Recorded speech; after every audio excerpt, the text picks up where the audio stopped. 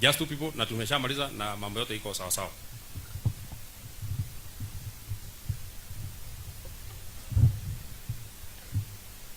Thank you. Thank you, Senator.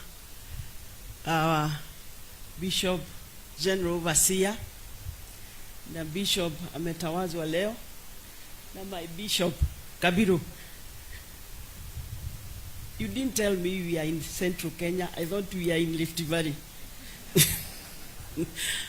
My friend and your wife, all protocols observed, and of course His Excellency.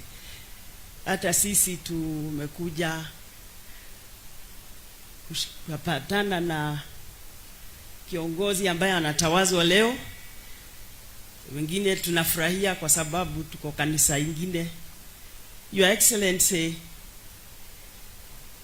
Bishop Kabiru is my very good friend and his family.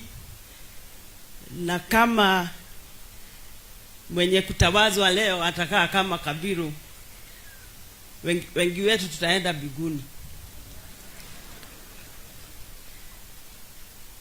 Your Excellency,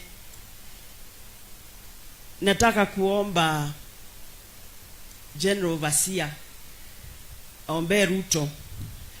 Sisi tunaombanga tunashindwa, tunamwambia nini, lakini labda yake itafika. Sisi natushida kidogo.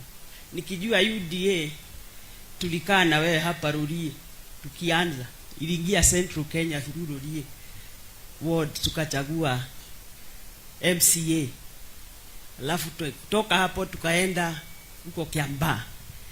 Kama ungeliniambia ati Ruto anaweza geuka Gachagua, ningekupiga kofi, kwa sababu alitupeleka vile tumeambiwa leo, natembea na mtu na haumjui.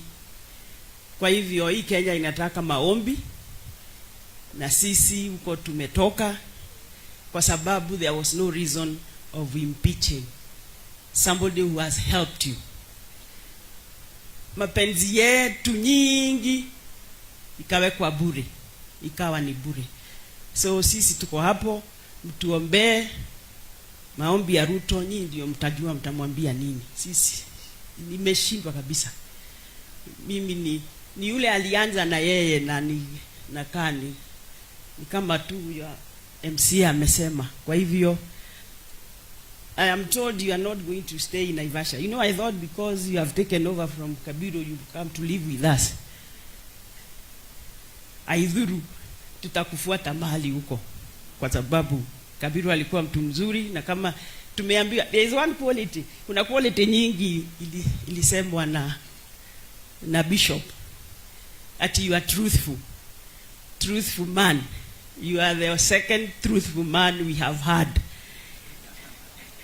Gachagua alifukuzwa kwa kuwa truthful. I'm sure we being truthful, Mungu hata kufukuza. God bless.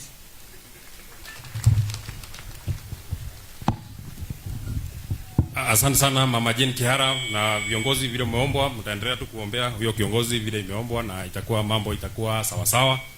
Lakini hata Mama Jane Kihara, hata nawe nataka nikuomelelie, siji kuomelelia nitasemaje, nikutie moyo, usijali, hakuna shida yoyote.